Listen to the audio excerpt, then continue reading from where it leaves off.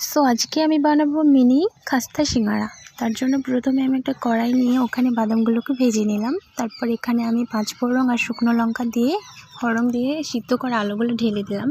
ওখানে আদা রসুন বাটা, লবণ, হলদে গুঁড়ো, লঙ্কা গুঁড়ো এবং জিরে গুঁড়ো দিয়ে ভালো করে মেখে নেব। তারপর ওখানে একটু চিনি আর বাদামগুলো দিয়ে ভালো করে নেড়ে নিয়ে আমার পুরটা রেডি।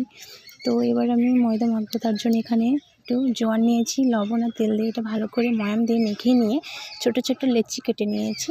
তো এবার আমি ভালো করে সিঙ্গারার জন্য রুটিটা বেলে নেব। লম্বা করে বেলতে হবে, না হলে হবে না, কারণ একটা রুটি থেকে দুটো সিঙ্গারা হবে। তার জন্য আমি ভালো করে বেলে নিচ্ছি। তো এখানে আমি কেটে নিয়েছি। তো এবার সাইডগুলোকে পানি দিয়ে ভালো করে আটকে নিচ্ছি। খুলে গেলে হবে না, কারণ তেলে দিলে ভালো করে না আটকালে ফেটে যেতে পারে। তার জন্য এখানে আমি সিঙ্গারার পুরটা দিয়ে দিলাম। তো এবার আমি সাইডগুলোকে পানি দিয়ে সুন্দর করে আটকে নেব। তারপর এটা ভালো করে মুখটা মেরে নেব, না হলে কিন্তু তেলে দেওয়ার সঙ্গে সঙ্গে এটা ফেটে যেতে পারে।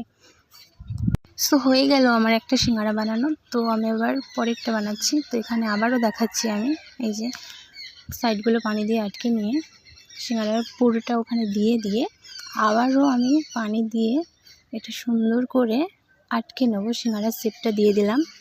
তো দেখতে পাচ্ছ তোমরা, বাড়িতে অবশ্যই ট্রাই করবে। তো এখানে আমি হালকা আছে সিঙ্গারাটাকে ভেজে নেব, তেলটা একদমই গরম হয়নি।